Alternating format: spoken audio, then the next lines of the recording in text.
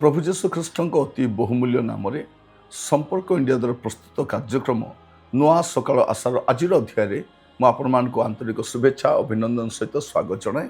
प्रभु आपण प्रत्येक को बाहुल्य रूपे आशीर्वाद करंतु।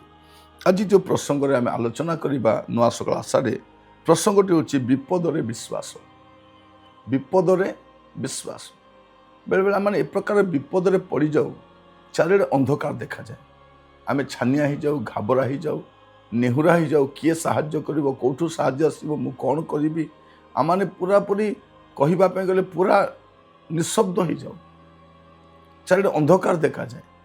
तो आज प्रसंग होची विपदरे विश्वास। विपदरे तो किछि करि परिबा नै, किंतु गोटे विषय करि परिबा, विश्वास करि परिबा। विश्वास आपन को विपदरे साहाय्य करिवो। लोक माने विपद समय न थांती, आपणकर मनर सब कथा समस्त कहि परिबे नै, समस्ते सब विषय साहाय्य करि परिबे नै। लोक मानकर मध्य बल आ संबल सीमित अटे। तेणु आमे लोक मानक पर अधिक विश्वास करबा अपेक्षा परं प्रभु को पर विश्वास करबा। तेणु विपदरे विश्वास जदि मस्त खोलिबे गीत संहिता तार 34 गीत तार 9 पद लेखा जाउछि, धार्मिकर विपद अनेक। माने आमर विपद गोटे नुहे, ख्रीष्ट विश्वास विपद गोटे नुहे। लेखा जाउछि धार्मिकर विपद अनेक, मात्र से सबुरु सदा प्रभु ताहाकू उद्धार करନ୍ତି। से सबुरु सदा प्रभु ताहाकू उद्धार करନ୍ତି। जेते विपद थौ ना कहीं प्रभु तो उद्धार करिवे। हमको विश्वास करबा अछि विपद रे विश्वास। मु आपण मान कहिबा पई चाहे आउ किछि करंतु नै, विपद समय विश्वास करंतु। आमे ए प्रकार को प्रभु को विश्वास करूछु जे विपद समय आम सहित रुहंती। बाइबल कौन कहूचे देखंतु, विपद समय आमर प्रिय लोक भी पाखरे न थांती, किंतु गीत संहिता तार 46 गीत जदि प्रथम पद देखिबे, परमेश्वर आमानकर आश्रय और बल, दुर्दशा काल रे अति निकटवर्ती सहायक। माने दुर्दशा समय आम सहित केही न थांती, निजर प्रिय लोक भी न थांती। आपण चारिआडे छानिया छानिया अनैबे केही नथिबे, किंतु दुर्दशा काल रे अति निकट केवल प्रभु रहिबे। तेणु आगामी समय जे कौन परिस्थिति होना कहीं विपदरे विश्वास करंतु जनक उपरे, तांको ठार निर्भर योग्य केही ना। लेखा जाउछि धार्मिकर विपद अनेक, मात्र से सबरु सदा प्रभु ताहाकू उद्धार करंती। एडी बारंबार लेखा जाउ। देखो 15 पद कौन लेखा जाए, गीत संहिता 34:15 पद, धार्मिक मानक प्रति सदा प्रभु को दृष्टि अछि और सेमानकर आर्तनाद प्रति ताहांकर कर्ण अछि। कौन लेखा जाउछि, धार्मिक मानक प्रति सदा प्रभु को दृष्टि अछि। आपण को के अनांतु कि न अनांतु से तो अनाउछंती, तांकर आखि सब बेले आपण को पर लाखिक रहउछि। धार्मिक मानक प्रति सदा प्रभु दृष्टि अछि, सेमानक आर्तनाद प्रति ताहांकर कर्ण अछि। 17 पद, धार्मिक माने क्रंदन करन्ते सदा प्रभु सुनिले और सेमानक सर्व संकट सेमानक उद्धार कले। धार्मिक माने तले क्रंदन करन्ती, किए सुनन्ती? मनुष्य माने नुहे, सरकार नुहे, परिवार वर्ग नुहे, सदा प्रभु शुणिले।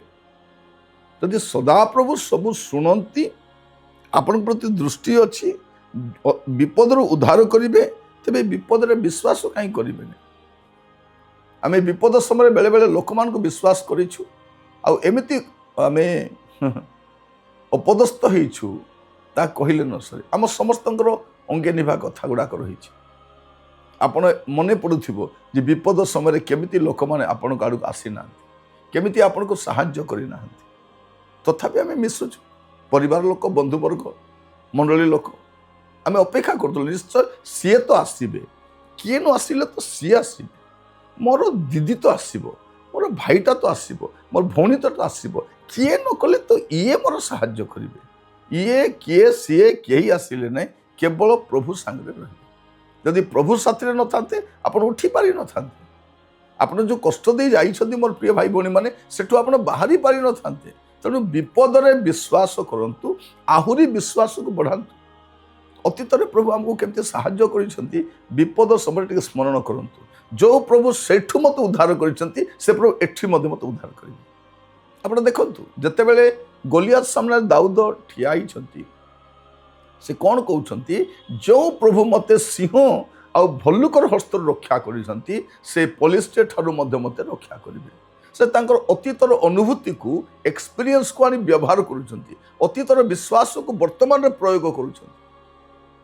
এইটা ମୁଁ ଆପଣଙ୍କୁ କହିବା ପାଇଁ ଚାହେଁ। ଆମ ଜୀବନରେ ତ ପ୍ରଭୁ ଗୁଡ଼େଇ କାର୍ଯ୍ୟ କରିଛନ୍ତି। ଏମିତି ଗୋଟେ ବିଷୟ ନାହିଁ, ଛୋଟିଆ ବିଷୟ ନାହିଁ, ଗୁଡ଼େଇ ବିଷୟ ସାହାଯ୍ୟ ଆମେ ଭୁଲି ଯାଉ। କାରଣ ଆମେ ଡାଏରୀ ମେଣ୍ଟେନ୍ କରିନଥାଉ। ଆମେ ହଠାତ୍ ଅସୁବିଧା ହେଲେ ଛାନିଆ ହେଇଥାଉ, ଚାରିଆଡ଼େ ଅନ୍ଧାର ଦେଖାଯାଇଥାଏ। ଟିକେ ଆପଣଙ୍କ ପୂର୍ବ ଅନୁଭୂତିକୁ ଦେଖନ୍ତୁ, ଯେଉଁ ପରମେଶ୍ୱର ଆପଣଙ୍କୁ ସାହାଯ୍ୟ କରିଛନ୍ତି, ଆଗକୁ ବି ସାହାଯ୍ୟ କରିବେ। ପ୍ରଭୁ ଆପଣମାନଙ୍କୁ ହେବା ପାଇଁ ଅନୁଗ୍ରହ କରନ୍ତୁ। ବିପଦରେ ବିଶ୍ୱାସ କରିବା ଲେଖାଯାଉଛି 21 ପଦରେ, ଗୀତ ସଂହିତା ତାର 34:21ରେ, ଦୁଷ୍ଟତା ଦୁଷ୍ଟକୁ ସଂହାର କରିବ। ଦୁଷ୍ଟକୁ କିଏ ସଂହାର କରିବ? ଦୁଷ୍ଟକୁ ଆପଣ ସଂହାର କରିବେନି। ଦୁଷ୍ଟ ପାଇଁ ଚିନ୍ତା କରନ୍ତୁ ନାହିଁ, ଦୁଷ୍ଟତା ଦୁଷ୍ଟକୁ ସଂହାର କରିବ। କଣ୍ଟାକୁ କଣ୍ଟାରେ ହିଁ ବାହାର କରାଯାଏ, ତା ପାଇଁ ଗୋଟେ କଣ୍ଟା ଆସିବ। ଦୁଷ୍ଟତା ଦୁଷ୍ଟକୁ ସଂହାର କରିବ। ଧାର୍ମିକର ଘୃଣାକାରୀ ଦୋଷୀକୃତ ହବ। କ'ଣ ଲେଖା ହବ? ଧାର୍ମିକ ଘୃଣା କରିବା ଲୋକ ସେ ନିଜେ ଦୋଷୀକୃତ ହବ। ତେଣୁ ଆପଣ ବିପଦରେ ବିଶ୍ୱାସ କରନ୍ତୁ ନା, ବିପଦରେ ବିଚଳିତ ହୁଅନ୍ତୁ ନାହିଁ, ବିପଦରେ ବିଶ୍ୱାସ କରନ୍ତୁ। ଆଜି ପୁଣି ଥରେ ମୁଁ ଆପଣମାନଙ୍କୁ ଏନକରେଜ କରିବା ପାଇଁ ଚାହେଁ, ଆପଣଙ୍କ ଜୀବନ ଯେଉଁ କଠିନ ସମୟ ଦେଇ ଯାଉଛନ୍ତି, ଏ ହାର୍ଡସିପ୍ରେ ଆପଣ ପ୍ରଭୁଙ୍କ ଉପରେ ବିଶ୍ୱାସ ରଖନ୍ତୁ। ମସ୍ତ ଖୋଲନ୍ତୁ ଆପଣମାନେ ଦାନିଏଲ ତାର 9:25 ପଦ।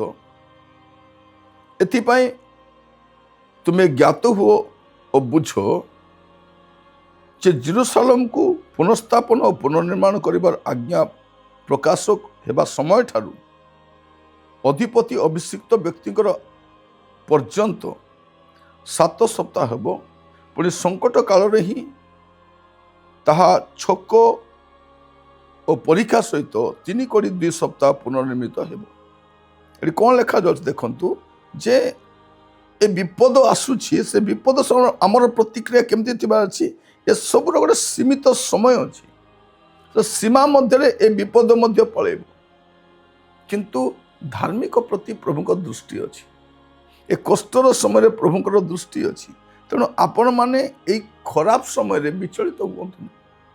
ପ୍ରଭୁଙ୍କର ଦୃଷ୍ଟି ଅଛି, ଆପଣଙ୍କ ପ୍ରତି ପ୍ରଭୁଙ୍କର ଦୃଷ୍ଟି ରହିଛି। ଆପଣ କୌଣସି ବିପଦକୁ ଭୟ କରନ୍ତୁ ନାହିଁ। କୌଣସି, ଆଜି ତାଡ଼ନା ବି ଆସିବ, ସମସ୍ୟା ଆସିବ, କାରଣ କ୍ଲେଶ ତ ରହିଛି, କଷ୍ଟ ତ ରହିଛି, ସମସ୍ୟା ତ ରହିଛି, ଲୋକ ତ ବିରୋଧ କରିବେ ହିଁ କରିବେ। ଯଦି କେହି ଆପଣଙ୍କ ବିରୋଧ କରୁନାହାନ୍ତି, ମନେ ରଖିଥାନ୍ତୁ କିଛି ନା କିଛି ସମସ୍ୟା ଅଛି, ସମସ୍ୟା ଅଛି। ଯଦି ଆପଣ ଭଲ କାର୍ଯ୍ୟ କରିବେ, ଠିକ ମାର୍ଗରେ ଚାଲିବେ, ଆପଣ ବିରୋଧର ଶିକାର ହେବେ। ତେଣୁ ଆପଣମାନେ ଏ ବିପଦ ସମୟରେ ଆପଣ କ'ଣ କରିବେ? ଭୟ କରିବେ ନାହିଁ, ବିପଦ ସମୟରେ ବିଶ୍ୱାସ କରିବେ। ପ୍ରଭୁ ଆପଣମାନଙ୍କୁ ଆଜିର ବାକ୍ୟ ପ୍ରମାଣେ ଆଗାମୀ ସମୟରେ ଯେଉଁ ବିପରୀତ ପରିସ୍ଥିତି ଆସିବ, ବିପଦରେ ବିଶ୍ୱାସ କରିବା ପାଇଁ ସାହାଯ୍ୟ କରନ୍ତୁ। ଆସନ୍ତୁ ପ୍ରାର୍ଥନା କରିବା। ଅନୁଗ୍ରହକାରୀ ପିତା ପରମେଶ୍ୱର, ଆମେ ଆପଣଙ୍କୁ ଧନ୍ୟବାଦ ଦେଉଛୁ। ପ୍ରଭୁ ଆମମାନଙ୍କ ଜୀବନରେ ଅନେକ ସମସ୍ୟା ଦେଇ ଗତି କରୁଛୁ। ପ୍ରଭୁ ବିପଦ ଆସିବା ସମୟରେ ଆମର ବିଶ୍ୱାସ ମଧ୍ୟ ପ୍ରଭୁ ଟଳମଳ ହୋଇଯାଉଛି, ଆମେ ଭାଙ୍ଗି ପଡ଼ୁଛୁ ପ୍ରଭୁ। କାରଣ ଅନେକଙ୍କ ଉପରେ ଆମେ ବିଶ୍ୱାସ କରିଛୁ, ଅନେକଙ୍କୁ ଆମେ ସାହାଯ୍ୟ କରିଛୁ, ଆମେ ଭାବିଛୁ ନିଶ୍ଚିତ ଭାବରେ ସେମାନେ ଆମକୁ ସାହାଯ୍ୟ କରିବେ, କିନ୍ତୁ କେହି ପ୍ରଭୁ ଆମ ପଛରେ ପଡ଼ିନାହାନ୍ତି। କିନ୍ତୁ ଆପଣ ଆମମାନଙ୍କୁ ଏବେ ଯାଇ କଢ଼େଇ ଆଣିଛନ୍ତି। ଆଗକୁ ମଧ୍ୟ ଆପଣଙ୍କ ଉପରେ ବିଶ୍ୱାସ ରଖି ସ୍ଥିର ରହିବା ପାଇଁ ସାହାଯ୍ୟ କର। ଆପଣଙ୍କ ଦାସ ଭାବରେ ପ୍ରତ୍ୟେକଙ୍କୁ ଆପଣଙ୍କ ହସ୍ତ ରଖିଲି, ଆପଣଙ୍କ ଦୟାଗୁଣରେ କହି ନିଅନ୍ତୁ। ପିତା, ଆପଣଙ୍କ ନାମର ମହିମା ହଉ, ଗୌରବ ହଉ। ବିପଦ ସମୟରେ ବିଶ୍ୱାସ କରିବା ପାଇଁ ଶିଖାଅ। ପ୍ରାର୍ଥନା ମୋର ପ୍ରାଣର ପ୍ରିୟ ଯୀଶୁଙ୍କ ନାମରେ ମାଗିଲି, ଆମେନ୍। ପ୍ରଭୁ ଆପଣମାନଙ୍କୁ ପ୍ରତ୍ୟେକଙ୍କୁ ବାହୁଲ୍ୟ ରୂପେ ଆଶୀର୍ବାଦ କରନ୍ତୁ। ପ୍ରଭୁ ଅନୁଗ୍ରହ କଲେ ନୂଆ ଅଧ୍ୟାୟରେ ପୁଣି ଜଡ଼ିତ ହେବା। ବିଦାୟ ଦିଅନ୍ତୁ। ପ୍ରଭୁରେ ସ୍ଥିର ରୁହନ୍ତୁ। ନମସ୍କାର।